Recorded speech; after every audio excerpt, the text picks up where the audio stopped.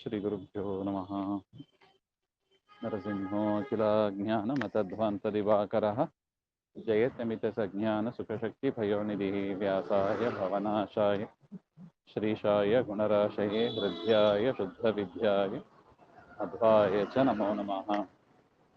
ಪ್ರಥಮೋ ಹನುಮಾನ್ ನಾಮ ದ್ವಿತೀಯೋ ಭೀಮ ಏವ ಚ ಪೂರ್ಣಪ್ರಜ್ಞಶ್ರುತಿಯಸ್ಸು ಭಗವತ್ಕಾರ್ಯ ಸಾಧಕಃ.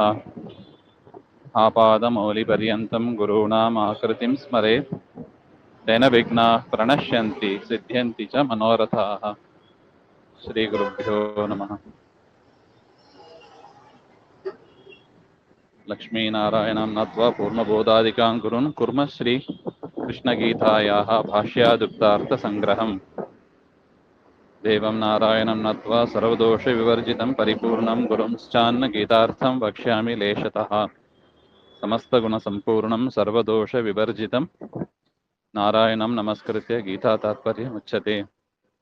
ಧರ್ಮಕ್ಷೇತ್ರೇ ಕುರುಕ್ಷೇತ್ರೇ ಸಮವೇತಾಃ ಯುಯುತ್ಸವಃ ಮಾಮಕಾಃ ಪಾಂಡವಾಶ್ಚೈವ ಕಿಮಕುರ್ವತ ಸಂಜಯ. ಶ್ರೀ ಗುರುಭ್ಯೋ ನಮಃ. ಭಗವದ್ಗೀತೆಯ ಮೊದಲನೇ ಅಧ್ಯಾಯದಲ್ಲಿ 11ನೇ ಶ್ಲೋಕ ನೋಡಬೇಕು. ಅಯನೇಷು ಚ ಸರ್ವೇಷು ಯಥಾಭಾಗಂ ಅವಸ್ಥಿತಾಃ ಭೀಷ್ಮಮೇವ ಅಭಿರಕ್ಷಂತು ಭವಂತಃ ಸರ್ವ ಏವ ಹಿ. ಹಾಗೆ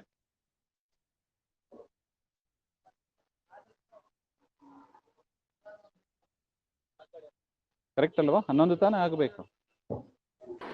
ಅದೇ ಹಾ, ಅಂದ್ರೆ ಹಿಂದಿನ ಶ್ಲೋಕಗಳಲ್ಲಿ ತಿಳಿಸಿದಂತೆ ದುರ್ಯೋಧನನಿಗೆ ಭಯ. ಭೀಷ್ಮರಿಂದ ರಕ್ಷಿಸಲ್ಪಟ್ಟ ಸೈನ್ಯ ಪಾಂಡವರ ಸೈನ್ಯವನ್ನ ಸೋಲಿಸೋದಕ್ಕೆ ಸಾಕಾಗ್ತಾ ಇಲ್ಲ.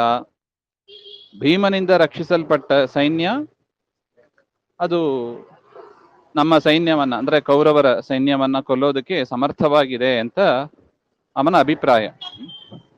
ಅದರಿಂದ ಹೇಳ್ತಾನೆ, ಅಯನೇಷು ಚ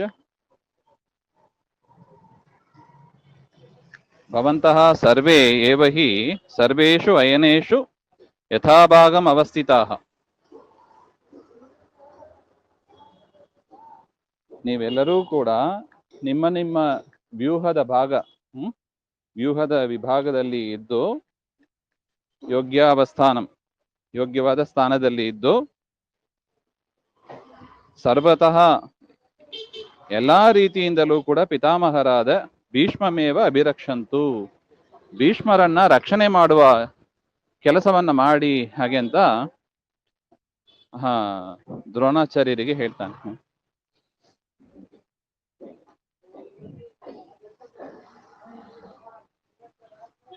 12 ತಸ್ಯ ಸಂಜನಯನ್ ಹರ್ಷಂ ಕುರುವೃದ್ಧಃ ಪಿತಾಮಹಃ ಸಿಂಹನಾದಂ ವಿನದ್ಯ ಉಚ್ಚೈಃ ಶಂಖಂ ದದ್ಮೌ ಪ್ರತಾಪವಾನ್.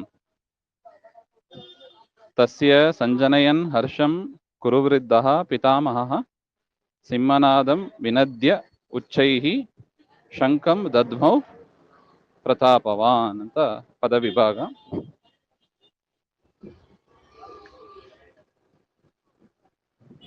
ಕುರುವೃದ್ಧ ಪ್ರತಾಪವಾನ್ ಪಿತಾಮಹಃ ಅಂದ್ರೆ ಕುರುವಂಶದಲ್ಲಿ ಶ್ರೇಷ್ಠರಾದ ಪರಮ ತೇಜಸ್ವಿಗಳಾದ ಪಿತಾಮಹರಾದ ಭೀಷ್ಮಾಚಾರ್ಯರು ತಸ್ಯ ದುರ್ಯೋಧನಸ್ಯ ಮನಸಿ ಉತ್ಸಾಹಂ ಜನಯನ್, ದುರ್ಯೋಧನನ ಮನಸ್ಸಿನಲ್ಲಿ ಉತ್ಸಾಹವನ್ನ ಉಂಟು ಮಾಡಬೇಕು ಎನ್ನುವ ದೃಷ್ಟಿಯಿಂದ ಸಿಂಹನಾದಂ ಮತ್ತು ಮಹಾಂತಂ ಶಬ್ದಂ ಗರ್ಜನೆಯನ್ನ ಮಾಡಿದರು ಹಾಗೆಂತ ಹೇಳ್ತಾರೆ. ಮತ್ತು ಶಂಖಂ ವಾದಿತವಾನ್, ಸಿಂಹನಾದವನ್ನ ಮಾಡಿ ಶಂಖವನ್ನು ಕೂಡ ಊದಿದ್ರು ಹಾಗೆಂತ. ಅಂದ್ರೆ ಯುದ್ಧ ಪ್ರಾರಂಭವಾಗಲಿ ಎಂಬ ಒಂದು ಸಂಕೇತ. ದುರ್ಯೋಧನನಿಗೆ ಉತ್ಸಾಹವನ್ನ ತುಂಬಿಸಿ ಮನಸ್ಸಿನಲ್ಲಿ ಇರುವ ಶೋಕವನ್ನ ಪರಿಹರಿಸಲು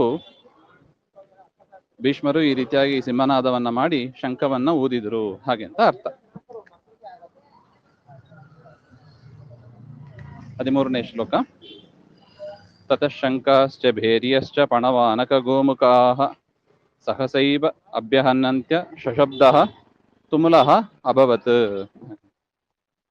ತತಃ ಶಂಕಾಃ ಚ ಭೇರ್ಯಃ ಚ ಪಣವಾನಕ ಗೋಮುಖಾಃ ಸಹಸಾ ಏವ ಅಭ್ಯಹನ್ಯಂತ.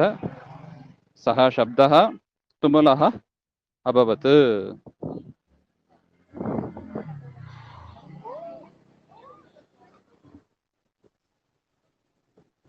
ತದನಂತರ ಭೀಷ್ಮರು ಯಾವಾಗ ಶಂಖನಾದವನ್ನ ಮಾಡಿದರೋ ತದನಂತರ ಅನೇಕ ವಾದ್ಯಗಳು, ಶಂಖ, ಬೇರಿ ಮುಂತಾದ ಅನೇಕ ವಾದ್ಯಗಳು, ಪಣವಾನಕ ಗೋಮುಖಾಹ ಹಾಗೆ ಅಂತ ಅದೆಲ್ಲ ವಾದ್ಯ ವಿಶೇಷಗಳು.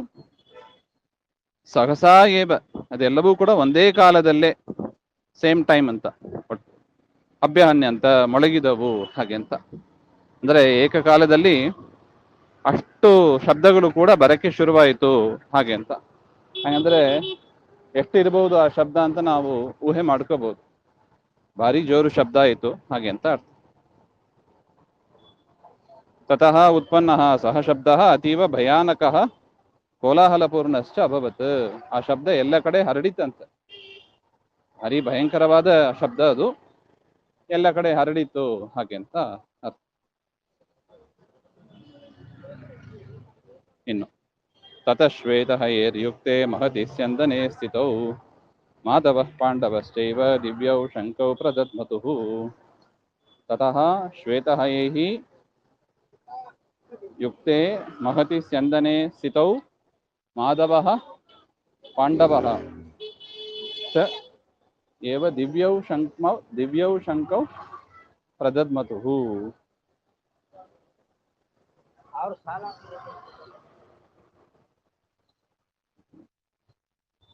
ತದನಂತರ ಅರ್ಜುನ, ಕೃಷ್ಣ ಮತ್ತು ಅರ್ಜುನ ಅವರು ರಥದಲ್ಲಿ ಇದ್ದಾರೆ. ಕುದುರೆಯ ರಥ ಅದು. ಕುದುರೆ ಬಿಳಿ ಬಣ್ಣದ ಕುದುರೆ ಅಂತ. ಬಿಳಿ ಬಣ್ಣದ ಕುದುರೆಯಲ್ಲಿ ಕುಳಿತವರಾಗಿ ಕೃಷ್ಣ ಮತ್ತು ಪಾಂಡವರು ದಿವ್ಯಂ ಶಂಕೌ, ಅಲೌಕಿಕವಾದ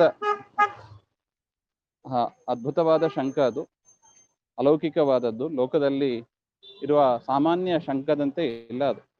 ಅಂತ ಅಲೌಕಿಕವಾದ ದಿವ್ಯವಾದ ಶಂಖವನ್ನ ಊದಿದ್ರು ಹಾಗೆ ಅಂತ.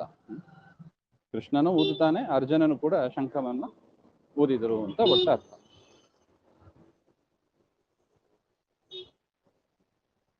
15ನೇ ಶ್ಲೋಕ. ಪಾಂಚಜನ್ಯಂ ಋಷಿಕೇಶೋ ದೇವದತ್ತಂ ಧನಂಜಯಃ ಪೌಂಡ್ರಂ ದದ್ಮೌ ಮಹಾಶಂಖಂ ಭೀಮಕರ್ಮ ವೃಕೋದರಃ ಹಾಗೆ ಅಂತ. ಪಾಂಚಜನ್ಯಂ ಋಷಿಕೇಶಃ ದೇವದತ್ತಂ ಧನಂಜಯಃ ಪೌಂಡ್ರಂ ದದ್ಮೌ ಮಹಾಶಂಖಂ ಭೀಮಕರ್ಮ ವೃಕೋದರಃ. ಪದವಿಭಾಗ.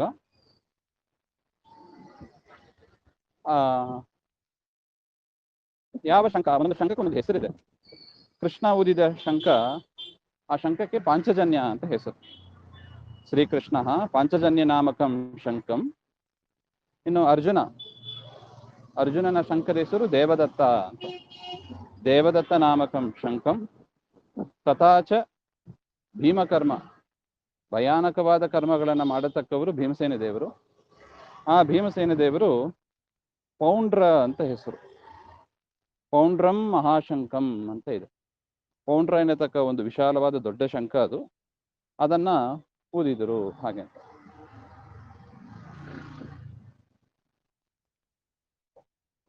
ಮುಂದಿನ ವಿಚಾರ ಮತ್ತೆ ನೋಡೋಣ. ಶ್ರೀಮಧ್ವಾಂತರ್ಗತ. ಶ್ರೀಕೃಷ್ಣ ಅರ್ಪಣಮಸ್ತು. ಶ್ರೀ ಹರೇ ನಮಃ.